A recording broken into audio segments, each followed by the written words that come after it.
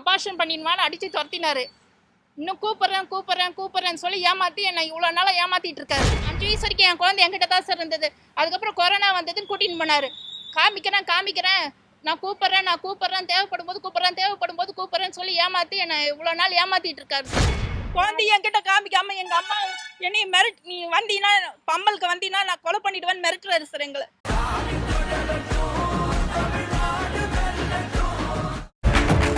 எனக்கு அவர் கூடவே இருக்கணும் போல இருக்கு. நீ எப்படிடி அவர் கூடயே இருக்க முடியும்?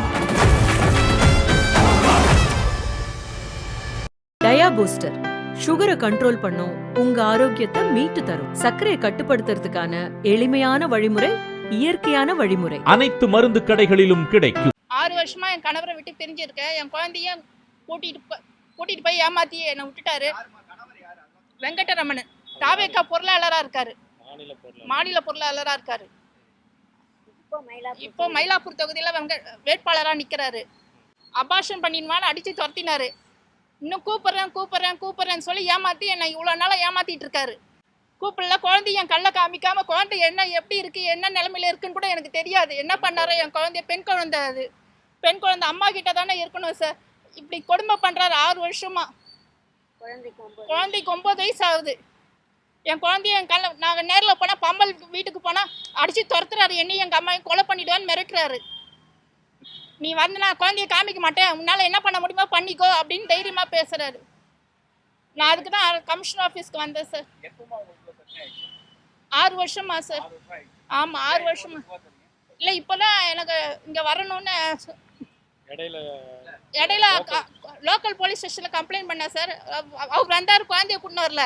அதுக்கப்புறம் இப்போ தான் நான் சரி இங்கே வந்து கம்ப்ளைண்ட் பண்ணி இங்கேயாவது ஏன்னா அரசாங்கம் எனக்கு எதனா உதவி பண்ணுன்ற நம்பிக்கையோடு இங்கே வந்தேன் சார்.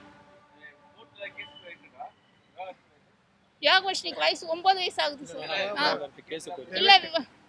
இல்லை அதெல்லாம் ஒன்றும் இல்லை சார். இல்லை கேஸ் போடல சார். இல்லை அவர் எதுவும் போடல. குழந்தை அவர் கொரோனா வந்ததுன்னு எங்கள் வீட்டு 5 வயசு வரைக்கும் என் குழந்தை என்கிட்ட தான் சார் இருந்தது. அதுக்கப்புறம் கொரோனா வந்ததுன்னு கூட்டின்னு போனார். காமிக்கிறேன் நான் கூப்பிட்றேன் தேவைப்படும் போது கூப்பிட்றேன்னு சொல்லி ஏமாற்றி என்னை இவ்வளோ நாள் ஏமாற்றிட்டு இருக்காரு சார். என்ன காரணம் அவருக்கு தான் தெரியும், எனக்கு தெரியாது சார்.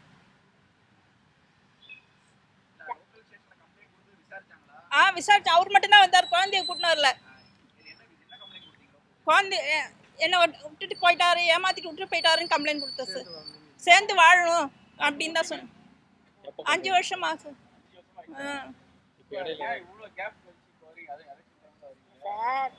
ஒவ்வொரு முறையும் அவர் ஃபோன் பண்ணி கூப்பிடுவாருன்ற நம்பிக்கையோட இருந்தோம் சார் இவ்வளவு நாளா.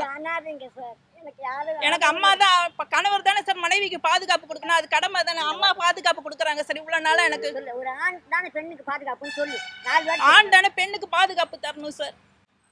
குழந்தைய என்கிட்ட காமிக்காம எங்க அம்மா என்னையும் நீ வந்தீங்கன்னா பம்பலுக்கு வந்தீங்கன்னா நான் கொலை பண்ணிடுவேன்னு மிரட்டுறாரு சார் எங்களை. எனக்கு யாரும் ஆதரவு இல்லை, அரேஞ்ச்டு மேரேஜ் தான். 2012 19/2/2012 ஆச்சு. 14 வருஷம் ஆகுது கல்யாணம் ஆகி. ரிஜிஸ்டர் ஆஃபீஸில் பதிவு பண்ணியிருக்கேன். ரிஜிஸ்டர் மேரேஜ் தான். பதிவு பண்ணியிருக்கேன் ஆஃபீஸில், கோடம்பாக்கம் ஆஃபீஸில் பதிவு பண்ணேன். அது தெரியல சார், தெரியல. அவரை தான் சேர்ந்து வாழணும், குழந்தையோடையும் கணவரோடையும் சேர்ந்து வாழணும் தான். வணக்கம் சார். அனைத்து தொலைக்காட்சி நண்பர்களுக்கும் வணக்கம். என் பேர் கல்யாணி அம்மா. நான் சென்னை வடபழனி முருகன் கோயில் பின்னாடி வாழ்க்கை நடத்துகிறேன். நானும் என் கணவரும் கல்யாண மண்டபத்தில் வேலைக்கு போயிட்டு இருந்தோம். இந்த பொண்ணை அவருக்கு தான் 2012 கல்யாணம் பண்ணி கொடுத்தேன். நான் கல்யாணம் பண்ணி கொடுக்கும்போது அவர் விஜய் ஆஃபீஸில் அக்கௌண்டண்டாக இருந்தார். வேறு நடுத்தரப்பட்ட குடும்பமாக இருந்தார். நாங்களும் ஓரளவு அவரோட கொஞ்சம் கம்மி. வரதட்சணை கொடுமை. நான் வேறு விஷயங்கள் இல்லீகலாக சொல்ல முடியாதுன்னு பயப்படுறேன். ஏன்னா இன்றைக்கி நைட்டை என் வீட்டுக்கு ஆள் அனுப்பிச்சிடுவோம் கொலை பண்ணுறதுக்கு. அந்த அளவுக்கு நான் பயப்படுறேன். வேறு ஒன்றும் இல்லை, எனக்கு யாரும் ஆகுது. அவர் என்ன பண்ணார், 2 குழந்தை, இந்த குழந்தைக்கு புள்ளப்பெற செஞ்சேன். 15 பவுன் நகை போட்டேன். 20 பவுன் கேட்டாங்க, என்னால் இல்லை. ஏன்னா நானும் வயசானவர், என் கணவர் வயசானவர். இப்போ என் கணவரும் என்னோட அவரும் இறந்துட்டார். நாங்கள் அனாதையாக நிற்கிறோம். முடிஞ்சு பார்த்தா அந்த பிரச்சனை. இவங்களுக்கு வளகாப்பு சீமந்தம் எல்லாம் பண்ணேன். குழந்தை புள்ளப்பெற செஞ்சேன். எல்லாம் என்னால் முடிஞ்ச அளவு செஞ்சேன். செஞ்சதும் வச்சு வாழறேன்னாரு. அந்த குழந்தைக்கு 3 வயசு ஆச்சு, ப்ரெக்னென்ட் ஆனாங்க. சென்னை ஆண்டவர் நகர் 3வது தெரு தான் அவங்க வாழ்ந்தாங்க. அங்கே போய் நீங்கள் கேட்டிங்கன்னா கூட சொல்லுவாங்க. ஒரு கார் கடை இருக்கும், அது மாடியில் வாழ்ந்தாங்க. கார் ரிப்பேர் கடைன்னு நினைக்கிறேன். தனி குத்தனமா தான் இருந்தோம். தனி குத்தமாக தான் இவங்க வாழ்ந்தாங்க.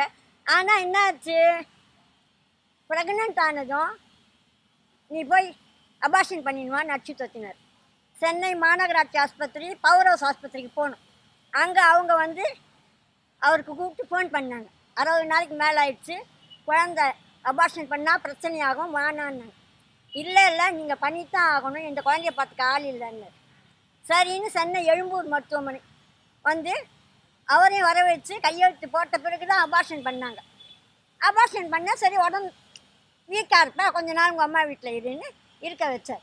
குழந்தைய அங்கே கூட தான் இருந்து சார். ஜெயாரம்பில் தான் படிச்சுது, எல்கேஜி எல்லாம். நான் ஏன் போய் சொல்லக்கூடாது. படிச்சுது, இவங்க போய் அழைச்சிட்டு வருவாங்க, சாப்பாடு கொடுப்பாங்க, எல்லாம் பண்ணுவாங்க, எல்லாம் பண்ணிகிட்டு இருந்தார். திடீர்னு என்ன பண்ணிட்டாங்க, வீட்டை காலி பண்ணி போயிட்டாங்க. என்னால் ஒன்றுமே செய்ய முடியும்.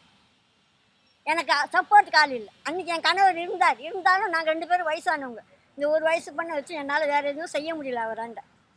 அப்புறம் எப்படியோ நீங்கள் சொல்கிற மாதிரி காவல் நிலையத்தில் போய் சொல்லி அவங்க அந்த ஃபோன் நம்பரை வச்சு வர வச்சாங்க. என்ன சார் சொல்கிறீங்க, இன்றைக்கி சார் நான் கரெக்டாக டேட் சொல்லலாமா? நீங்கள் என்ன அவங்களால எதனா பிரச்சனை வந்தால் நீங்கள் தான் என்னை காப்பாற்றணும்.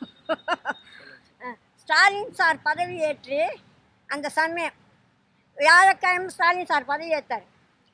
ஓடி நான் வீட்டுக்கு ஆண்டவர் நகர் 3வது தெரு, அங்கே கீழே இருக்க ஆட்டோ டிரைவர் கேட்டால் கூட சொல்லுவார். சொடப்ப கட்டையாலையும் செருப்பாலையும் அவருக்கு நான் பொண்ணு கொடுத்ததுக்கு அவர்கிட்ட சொடப்பக்கட்டையும் செருப்பாலையும் அடி வாங்கினேன். என் பொண்ணை அடிச்சு என்ன சொன்னார், ஆனால் ஒரு நல்ல வார்த்தை சொன்னார், வாழ்க்கை வேணும்னா வாய முடியும். போ. நான் என்ன நினச்சேன், சரி நம்ம பொண்ணாடு சேர்ந்து வாயத்துக்கு தானே வாழ்க்கை வேணும்னு சொல்கிறாருன்னு சொல்லிட்டு அமைதியாக இருந்துட்டு வியாழக்கிழமை முடிஞ்சிச்சு. அன்றைக்கி ஃபுல் லாக்டவுன். அதுக்கப்புறம் ஞாயிற்றுக்கிழமை போனால் வீட்டை காலி பண்ணி போகிறாங்க. அட்ரஸே கொடுத்தாங்க, வீட்டை காலி பண்ணி போயிட்டாங்க. அப்புறம் அங்கே ஒருத்தர்கிட்ட கேட்டேன், என்ன செய்யறது அந்த ஆட்டோ டிரைவரம்மா, நீ போலீஸில் போய் கம்ப்ளைண்ட் கொடு, அவரை வர சொல்லுவாங்க. போலீஸில் போய் கம்ப்ளைண்ட் கொடுத்தா வந்தோம், போயிட்டாங்க. அங்கே போலீஸ் என்ன பண்ணிட்டாரு, என்ன அம்மா நீங்கள் போங்கம்மா, பாவம்மா, நீங்கள் உங்களை பார்த்தா கஷ்டமாக இருக்குன்னு எங்களை சொன்னாங்க. நாங்கள் வந்துட்டோம். இப்பயே நாங்கள் பம்மலுக்கு போனால் கூட மிரட்டுறாங்க. இப்போ இந்த மாதிரி தான் வீடு சார், எப்படியோ நாங்கள் அட்ரஸை கண்டுபிடிச்சி யார்கிட்டையோ கேட்டு உங்களை மாதிரி நல்லவங்க கிட்ட கெஞ்சி கேட்டு அட்ரஸ் கண்டுபிடிச்சி போனால் கூட கொலை பண்ணிட்டு மிரட்டுறாங்க, நீங்கள் வீட்டாண்ட வராதிங்கன்றாங்க. குழந்தை 10 மாதம் சம்மந்தம் சார், பிரசவ வலி எடுத்து பெற்றவர் சார். ஒரு குழந்தைக்கு வயிற்றுக்குள்ளே கிட்ட யார் மூலமாக சார் மூச்சு காற்று போட்டு, ஆம்பு மூலமாக தான் பொம்பளை மூலமாக போட்டேன், தாய் மூலமாக தான் சார் அந்த மூச்சு காற்று போகுது. அதை ஒரு வினாடி அவர் நினைக்க வேண்டாம். வயசு பண்ண விட்டுட்டு போயிட்டு நான் கிளவி நான் அவங்களுக்கு முதல்ல ஒரு பெண்ணை இந்த காலத்துலையும் சரி, அந்த காலத்துலையும் சரி, இந்த காலத்துலையும் சரி, பெண் குழந்தை எதுக்கு சார் திருமணம் செஞ்சு கொடுக்குறாங்க? அந்த பொண்ணுக்கு பாதுகாப்பு வேணும் தானே, உடலன் உயிரன் உள்ளம். கரெக்டாக சார்? நான் சொல்ல தப்பா இருந்தால் நீங்கள் எப்படியா என்ன கேளுங்க, நான் பதில் சொல்கிறேன். பாதுகாப்பு நீ கொடுக்க, நீ பாட்டு கலந்து காடவை கூட்டின்னு போயிட்டா, வேன் டிரைவர்கிட்ட கேட்டால் அட்ரஸ் சொல்லாதுன்ட்டு போயிட்டேன். வேன் டிரைவர் அம்மா நான் என்னம்மா செய்யறது, அவர் என்ன சொல்லாதுன்னு சொல்கிறாரு. காவல் நிலையத்துக்கு போனால் அவங்க ஃபோன் பண்ணி வரைச்சாங்க. வர வச்சா சூளமேட்டில் ஒரு சொந்த வீடுக்கு அந்த வீட்டு அட்ரஸ் கொடுத்துட்டு போயிட்டாரு போலீஸ் ஸ்டேஷன்லேருந்து. பம்மல் நாங்கள் எப்படி எப்படியோ கேண்டி குடிச்சு கேட்டால் நான் கொலை பண்ணுவேன்னு மிரட்டுறாங்க. எனக்கு ஆதரவு யாரும் இல்லை சார். நாங்கள் பார்க்க போனால் எங்கள் அம்மையை அடிச்சு வரட்டாரு, நான் கொலை பண்ணிடுவேன்னு மிரட்டுறாரு சார். உங்களால் முடிஞ்ச உதவி தாய் சேய் குடும்பம் ஒன்றா சார். என்னை பற்றி எனக்கு கவலை இல்லை. நான் மாநகராட்சி ஆஸ்பத்திரியில் போய் கூட செத்து போயினா கூட எனக்கு யாரும் ஒரு நல்ல உங்கள் மாதிரி கொல்லி போட்டுருவோம். என்னை பற்றி நான் கவலைப்படுறேன். அவங்களுக்கு பாதுகாப்பு வேணும் ஃபஸ்ட்டு பாயிண்ட்டு. 2வது பாயிண்ட்டு தாயும் செய்யும் சேரணும். 3வது பாயிண்ட்டு குடும்பத்தோடு வாழணும். ஆமாம், அதைத்தான் நான் எப்படி சொல்கிறேன்னு சொல்லித்தரேன். அதைத்தான் எனக்கு சொல்லித்தரேன்.